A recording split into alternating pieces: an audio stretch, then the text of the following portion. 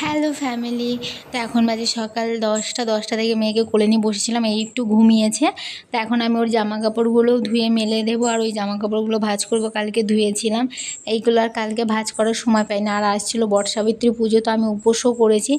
সকাল থেকে আমার কিছু খাওয়া হয়নি। ও দুপুরে চলে আসবে, ওকে আজকে হাফ ডে করতে বলেছি, কারণ বটসাবিত্রীতে পুজো দিয়ে তারপরে খেতে হয়, জন্য ওকে আসতে হবে। আর আজ আমি রান্নাবান্নাও কিছু করিনি, কারণ ও সেই ভোর 5টার সময় উঠেছে, তখন থেকে ওকে কোলে নিয়ে আমি বসে আছি।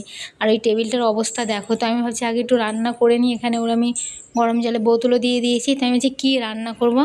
তাই মনে বললো আজ নিরামিষ, তো ওই জন্য খিচুড়ি করবো। আর এই যে দেখো আমি ফল টল সব এই ঝুড়িতে গুছিয়ে রেখে দিচ্ছি। আর এই যে শাড়ি চুড়ি নিয়েছিলাম, এটাও রেখে দিচ্ছি সব পুজোরটা গুছিয়ে। তো খিচুড়িটা করা হলে চান টান করে তারপরে আমি পুজো দেবো। তো অফিস থেকে 2টোর সময় চলে এসেছিলো, কিন্তু মাম্মা এত কান্নাকাটি করেছিল শুধু আমার কোলেই থাকবে। এই যে এখন বাজে 3:45, এই 3:45-র সময় আমি জাস্ট শাড়িটা শুধু একটু জড়িয়েছি, এই যে চুড়িটা পরেছি, তারপরে পুজো দিয়েছি। দিয়ে ও খাওয়া দাওয়া করে মেয়েকে এখন দেখছি, এখন হলো আমি খাওয়া দাওয়া করব।